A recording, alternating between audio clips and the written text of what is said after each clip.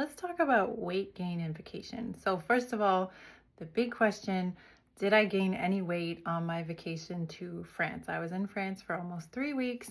Did I gain any weight? The answer is yes and no. So, let me explain. When I went to France, the first week I went to one of my best friend's weddings. And at the wedding, all the food was catered and it was like all you can eat. It was like 3 or 4 days of just like endless, amazing from this farm to table local farm that catered. And there was like all these hors d'oeuvres and it was just like never ending food. So I decided, if you've been following me, you know that I'm kind of like strict with like when I eat carbs, I only eat carbs at like certain times of the month in accordance with my hormones, which is a big part of what I teach, right? And it works really well, this carb cycling according to the hormones. There's certain times of the month we as women need more carbs. There's certain times we need less. And so I eat that way accordingly. I eat a high protein diet and I'm pretty like disciplined with it. And I mean, I like it too. It's something that's easy to follow. And so I get to France and like people don't eat a lot of protein in France. It's mostly like, it's very carby, right? It's like carbs and veggies, like pasta, bread, cheese, and then veggies are like the main things. And then of course wine, right? And pastries and, things like that. And, they do eat like some meat. It's not like they don't have any, but their diet tends to be like lower in protein, at least in southeastern France where I was and what I was observing. The diet was lower in protein, higher in carbs, and like moderate fat depending. Like there was a lot of cheese and stuff like that. So I just decided, okay, I'm at a wedding, like there's all this delicious food, like I'm just gonna enjoy myself, right? So I kind of ate everything that I wanted. I'm on holiday. Two things I don't do though, and I'm like really diligent about this. I don't eat sweets, so I didn't eat like any cake or any desserts or anything like that. When I say I eat everything I wanted, I did, but I'm talking about like bread, fondue, cheese, hors d'oeuvres, but I don't do sweets. I don't like them, so I don't eat them. It's not even a discipline thing. They make me feel sick to my stomach. So I didn't eat any like cake or anything like that. And I don't drink alcohol. So those are the only two things I did. I didn't eat sugar and I didn't drink alcohol, but every other thing, all the other hors d'oeuvres were completely fair game. So I ate a ton because we were just there at this place in the mountains, this beautiful chalet, and it was catered and there was always like food on the table. So I was just num num num num num like the whole time. And so that first week in France with like suddenly I don't have access to a gym and I'm having to get creative about doing workouts outside, which, were fun, but not the same. And just all the eating and just, with the inflammation of being on the plane and, the jet lag and this and that, I feel like I did gain a pound or two after that week because I was just so hungry and I was eating everything. And I kind of like hadn't found my rhythm yet. Then the second week, went back to my friend's house who I was staying with, the one who got married. And then I was staying at her house. So then we were able to like go to the grocery store. I was able to buy my normal like high protein.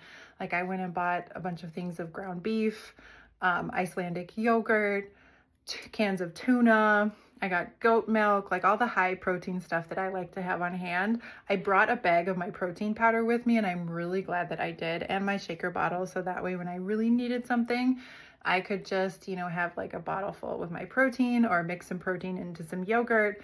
That way when they were making dinners, I wasn't being an inconvenience because they were putting like pasta and veggies and stuff on the table, and I could do an additional like bowl of ground beef or tuna or something like that. So that worked really good.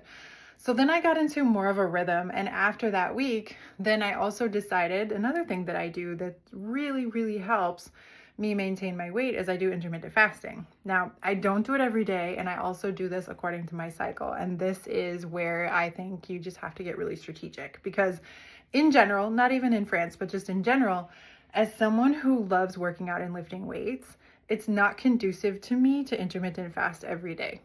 It's just not. I need to get enough protein to actually be able to build muscle, right? So I only intermittent fast like once a week, but I do a long one. I do an entire day, which is like a complete metabolic reset. I actually do 36 hours, which is technically a day and a half. but it's a complete metabolic reset, and it actually goes and it burns stored belly fat when you fast that long. So I am very much let's make it as easy as possible, most bang for your buck kind of person. So all week long of a normal week, I don't fast. I probably get like 12 to 13 hours overnight, just, the natural time between when I stop eating at the end of the day and before I start eating the next day. But I only intentionally fast 1 day a week, and then that's 3 weeks out of the month, because then that fourth week, if it's the week right before my cycle, I don't do longer fasting. It's not good for progesterone to fast the week prior to your period.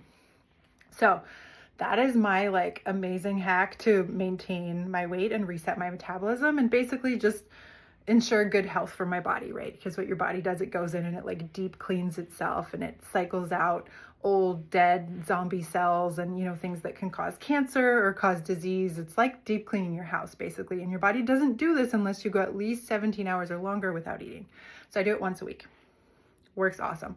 So I was like, okay, I'm in France for 3 weeks. Like, I feel like I had gained a pound or two after the week of the wedding and all the eating and all the fun I had. So I was like, okay, I'm going to fast for a day. So I just picked a day where we had kind of like some downtime, like we were home, doing some laundry, just hanging out by the pool. And I fasted for the whole day.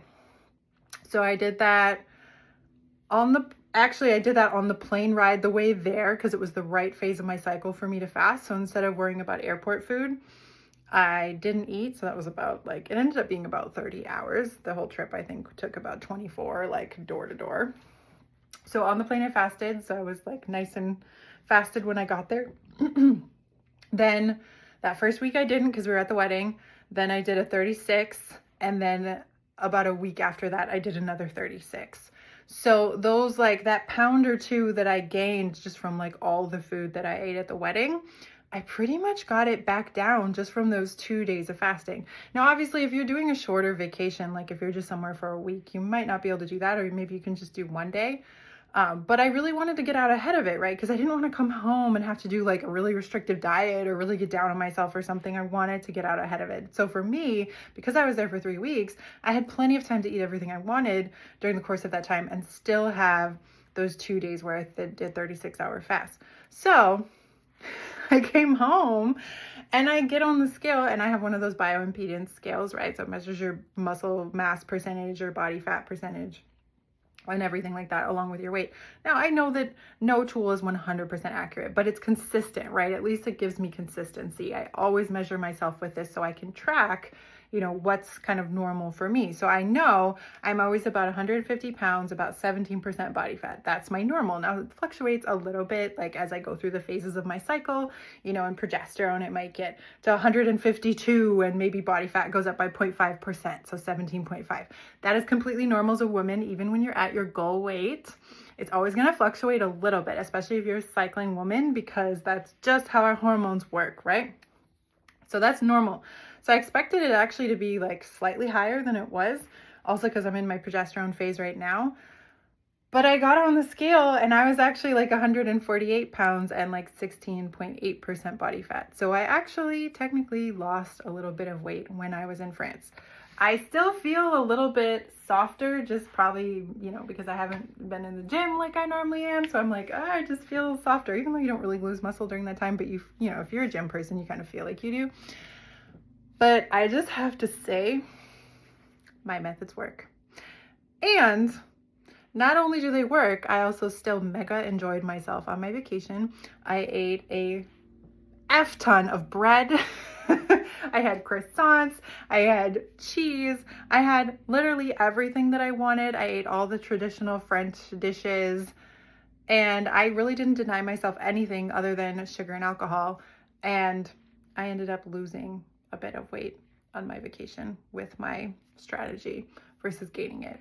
So this just goes to show how this style of life, this style of eating that I teach for women, this high protein diet, aligning things with your cycle, doing a couple strategic intermittent fasts here and there where it makes sense for you.